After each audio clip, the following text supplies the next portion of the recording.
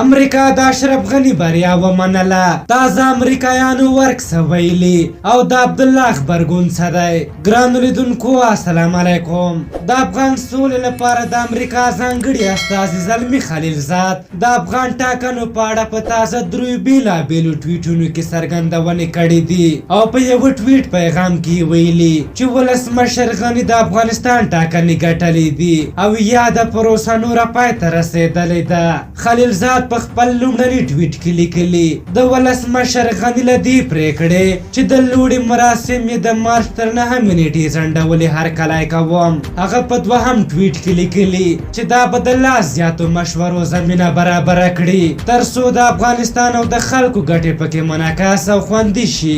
زلمي خلیلزاد بیا پر دریم ټویټ پیغام کې زیاته کړې د انتخاباتو د بهیر په پای ته رسېدو سره ولسمشر غني بریالی اعلان شو او نور رهبران باید ډاډه شي چې نوی حکومت ټول شموله او د ټولو افغانانو د هیلو منعکس کوونکی دی. خلیلزاد د ولسمشر غني د لوړې مراسمو د ځنډولو هرکلی کړی دی چې په دې اساس پړاو کې وځنډول او دی په هیواد کې د روانو حالاتو لپاره ښه ګام بللی دی.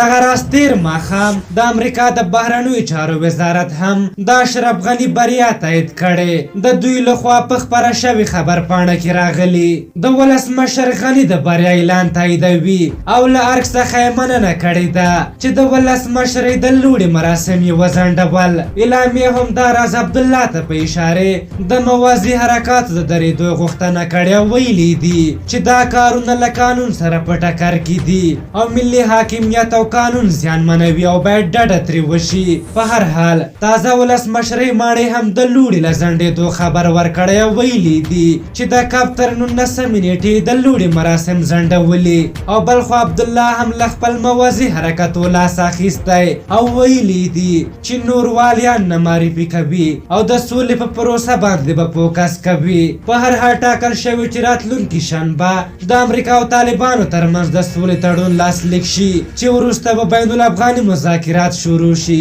په هر حال تاسو د دغې موضوع په هکله څه نظر لرئ؟ خپل نظرونه هم راته په کومنټ کې ولیکئ. که زموږ ویډیو مو خوښه شوې وي ضروري لایک کړئ. تر بلې ویډیو مو په لیو بخښونکي خدای سپارم. د الله په امان.